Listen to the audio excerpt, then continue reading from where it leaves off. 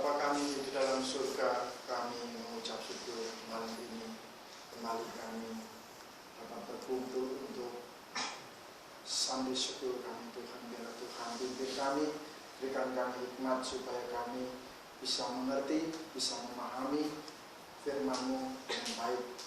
Di dalam nama Tuhan Yesus Kristus kami berdoa. Amin. Baik, kita malam ini berbicara tentang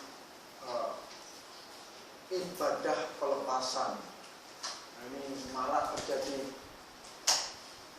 ibadah pelepasan.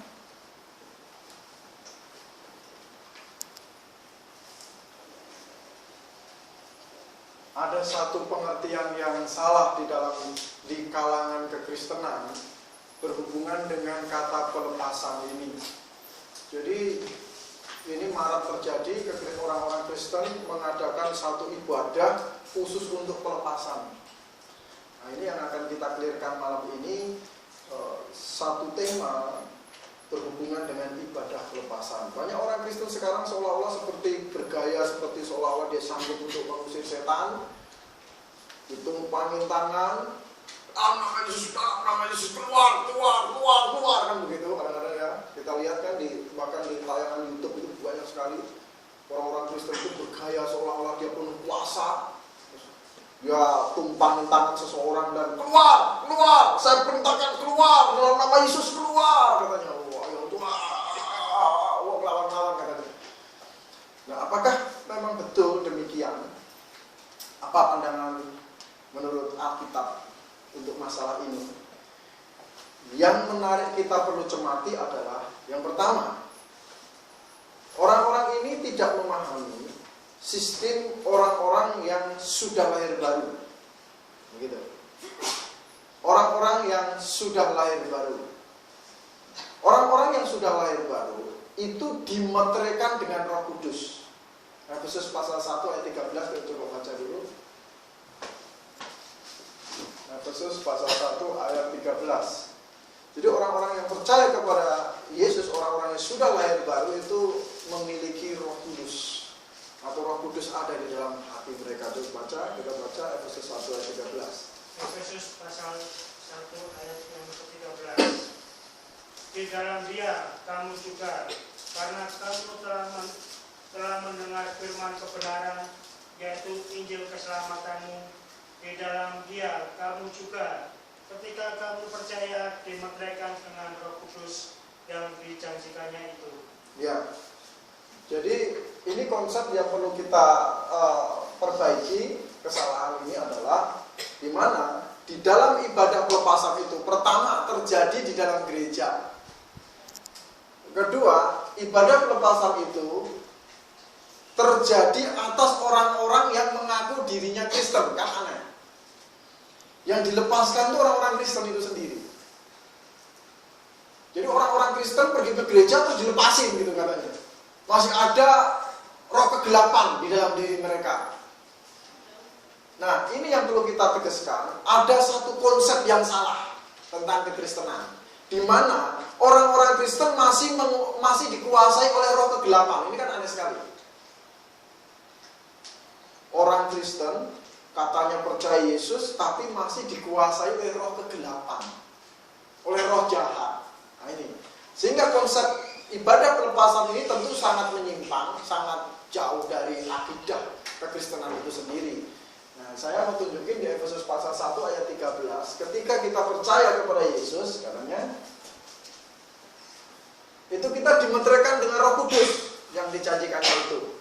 Jadi kalau saya gambarin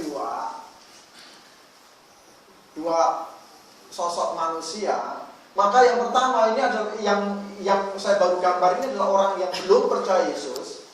Dan di sini ada saya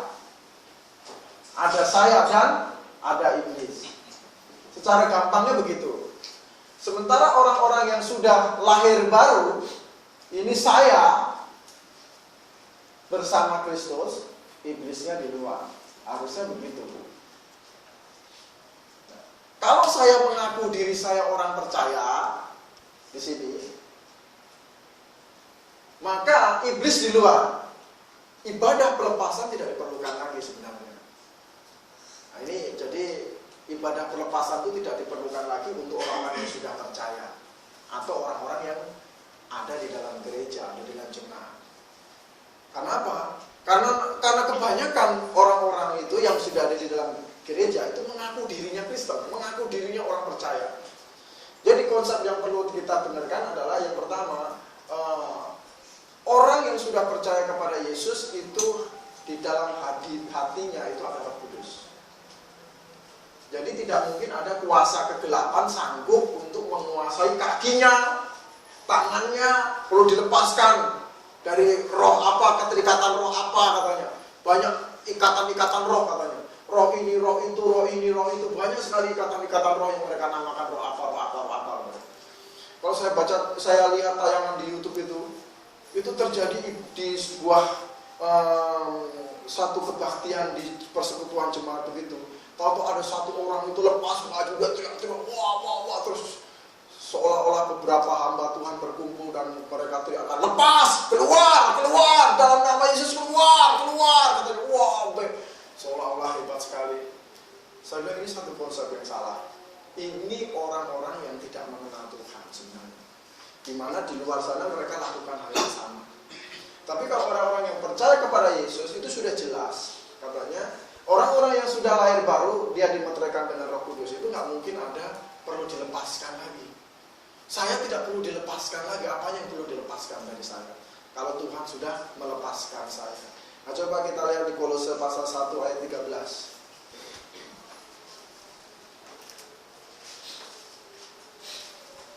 Kolose pasal 1 ayat 13. Kolose pasal pertama ayat yang ke-13. Ia telah melepaskan kita dari kuasa kegelapan dan memindahkan kita ke dalam kerajaan anaknya yang kekasih. Ya, ia telah melepaskan kita dari kuasa kegelapan. Itu jelas sekali. Ia telah melepaskan kita dari kuasa kegelapan dan memindahkannya ke dalam kerajaan anaknya yang kekasih. Dari situ kita perlu memahami, tidak diperlukan lagi orang-orang yang sudah lahir baru, orang-orang Kristen, pakai gaya-gaya ditumpangin tangan, ditengking-tengking, dikeluarin iblisnya. Itu satu pengertian yang rancu, yang kacau, yang membuat orang jadi bingung. Kenapa orang sudah lahir baru, Yesus ada di dalam hati, tetapi iblisnya masih nyangkut di dalam. Jadi rancu nantinya, jadi kacau nantinya. Nah ini yang perlu kita pahami bersama, menyikapi maraknya sesuatu yang dinamakan ibadah pelepasan. Keren sekali namanya ibadah pelepasan. Tetapi sebenarnya hal seperti ini membuat jadi rancu pengertian tentang kelahiran baru. Karena orang-orang yang sudah lahir baru, Efesus pasal 1 ayat 13, ketika kamu percaya, dimeteraikan oleh Roh Kudus yang dijanjikan itu. Artinya apa? Ketika kamu percaya, kamu milik Yesus. Gitu.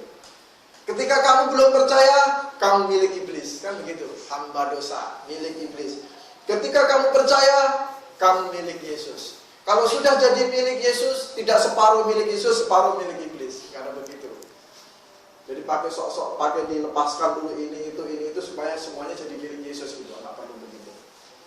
Justru begini, saya yakin-yakinnya, kalau ada orang yang mengaku dirinya Kristen masih bisa kesurupan, sebenarnya ini orang belum percaya Yesus, belum lahir baru. Ada yang mengaku dirinya orang Kristen masih bisa kerasukan setan, wah ini belum percaya Yesus. Ini belum lahir baru. Jadi jangan bangga dengan kerasukan setan. Kadang-kadang akhirnya orang Kristen itu bangga.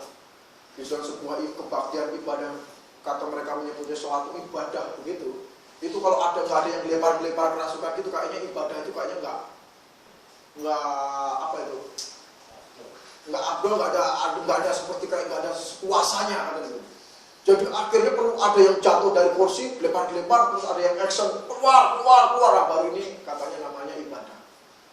Ini satu hal yang sebenarnya tidak perlu dan tidak masuk akal juga, tidak masuk pengajaran juga, membuat rancu juga akhirnya, di mana orang-orang Kristen yang sudah lahir baru masih setengahnya milik iblis. Ini bingung juga. Jadi di sini kita perlu tegaskan bahwa menyikapi tentang ibadah pelepasan itu tidak diperlukan lagi ketika orang-orang ini sudah lahir baru. Jadi ibadah pelepasan itu tidak diperlukan lagi untuk saat ini untuk orang-orang yang sudah lahir baru. Orang luar sana juga ada masalah. Kalau di luar sana juga sudah banyak yang lakukan, kumpul, melakukan bintang film pelawak kumpul itu kan, itu sama siapa itu kan mereka lakukan pelepasan juga di sana itu. Terus siapa lagi lakukan pelepasan. Kita tidak perlu begitu. Kenapa? Kita perlu yakinkan kepada seseorang bahwa kamu perlu bertobat dan menjadi milik Yesus 100%. Tidak ada milik Yesus 50%, milik iblis masih 50%. Terus pendetanya kerja musir-musir supaya kamu jadi milik Yesus 100%. Tidak ada begitu konsepnya. Ketika kamu percaya kepada Yesus, kamu milik Yesus 100%. Ketika kamu ragu-ragu, kamu tidak percaya Yesus, maka kamu juga sebenarnya saat itu masih menjadi milik hamba dosa atau milik iblis. Cuma itu, kalau seperti itu pun kamu mau dilepaskan berkali-kali juga tetap kamu milik iblis. Oleh sebab itu perlu satu pertobatan, perlu satu kelahiran kembali supaya kita menjadi milik Yesus seutuhnya. Baik, sampai di sini tentang ibadah pelepasan ada tanggapan apa-apa, Mas? Tentang ibadah pelepasan, mengusir setan, ini hubungannya ke minggu yang lalu kita sudah bahas tentang 3 paket, mengadakan mujizat, mengusir setan dan lain sebagainya. Sekarang kita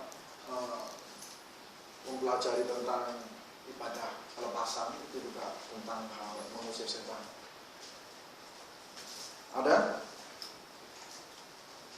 Kalau tidak ada, Sunday School kita saya tutup sampai di sini.